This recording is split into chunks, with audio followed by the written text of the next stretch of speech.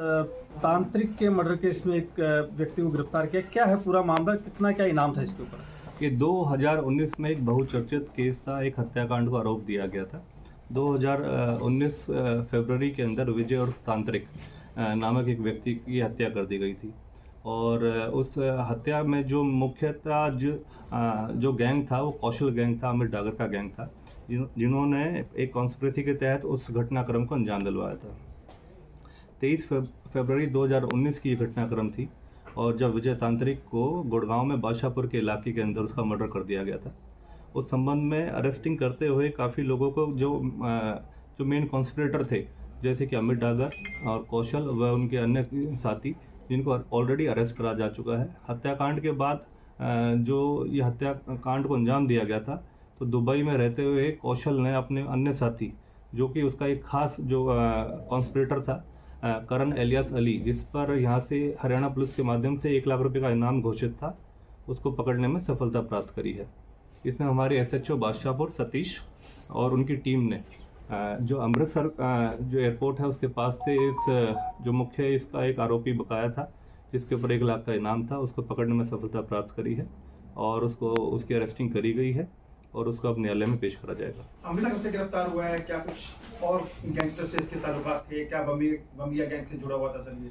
देखिए, जिस तरीके से कौशल लगभग 2018-19 के आसपास जब वो एक्सकॉन्डेड था काफ़ी सारे अन्य मैटर्स के अंदर, यहाँ पर हरियाणा के अंदर, गुड़गांव के अंदर, तो उस दौरान उसने फरारी के दौरान वो दुबई के अंदर रुका था और दुबई में जो उसका मेन फैसिलिटेटर था, जो उसको हर चीज़ से सुख सुविधा और जो साधन जो मुहैया कराता था, वो करण था।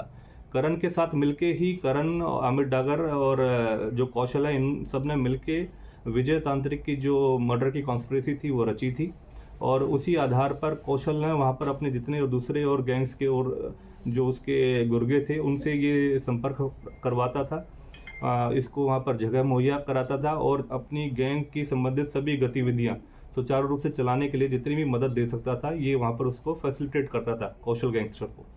बम्बिया गैंग से जुड़ा हुआ है सर ये?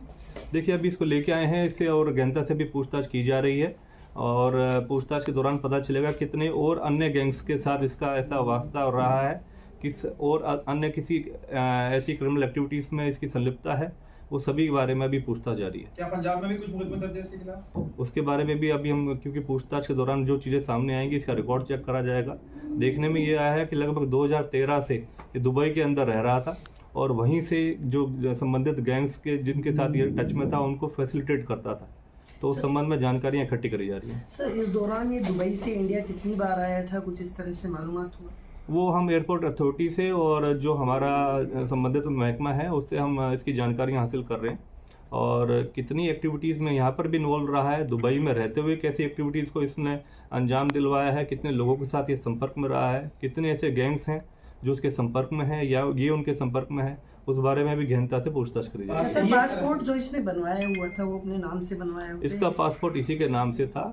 इसमें जब 2019 के अंदर ये मर्डर हुआ था, तो जब Gurgaon police, crime branch, STF और हमारे लोकल पुलिस स्टेशन के माध्यम से इसके ऊपर काफ़ी निगरानी रखी गई थी, काफ़ी संबंधित जो इसके साथ लोग जो उस केस में इन्वॉल्व थे विजय तांत्रिक के, उसमें उन लोगों को अरेस्ट करा गया था। हमारी काफ़ी सारी टीम्स इसको प्रॉपर मॉनिटर कर रही थी। गुड़गांव सेक्टर 17 की क्राइम ब्रांच इंचार्ज जो उस टाइम नरेंद्र चौहान थे और उनकी टीम ने इनका रेड नोटिस भी निकलवाया और रेड नोटिस जारी करवाया। उसके बावजूद इनकी LOC जो लुकआउट सर्कुलर होता है, जो संबंधित हमारे जितने भी एयरपोर्ट्स के माध्यम से हम उसको चेक रखते हैं, वो भी निकलवाया और उसके माध्यम से जब इसको डिटेन करा गया, जब जैसे ये इंडिया में आया और इसको पकड़ने में सफलता प्राप्त। सर, ये कहाँ का रहने वाला था? इससे क्या कुछ हथियार भी कुछ बरामद हुए हैं, क्या कुछ बरामदगी हुई है? ये देखिए, ये पीछे से तो पलवल हतीन का रहने वाला है, लेकिन काफ़ी समय से ये शांति नगर जो यहाँ पर जहाँ अमित डागर भी रहता था गुड़गांव में, वहीं पर रहता था और उस दौरान ये अमित डागर के संपर्क में आया। काफ़ी अच्छा दोस्त है उसका और आपस में इनका लेन देन था और अमित डागर का काफ़ी क्लोज एड था, तो अमित डागर ने ही कौशल को वहाँ पर इसके थ्रू जितनी भी फैसिलिटेट करवाने की जो सुविधा थी वो प्रोवाइड करवाई थी दुबई में। नीरज फरीदपुरिया भी क्योंकि पलवल का ही रहने वाला है, क्या दुबई के अंदर उसको भी? देखिए, नीरज पंडित उर्फ नीरज फरीदपुर एक गांव पड़ता है फरीदाबाद के अंदर, ये वहाँ का रहने वाला है और वो इस गैंग का एक क्लोज एड है जो अभी एब्सकॉन्डेड है काफ़ी मैटर्स में, उसके परिणाम भी है।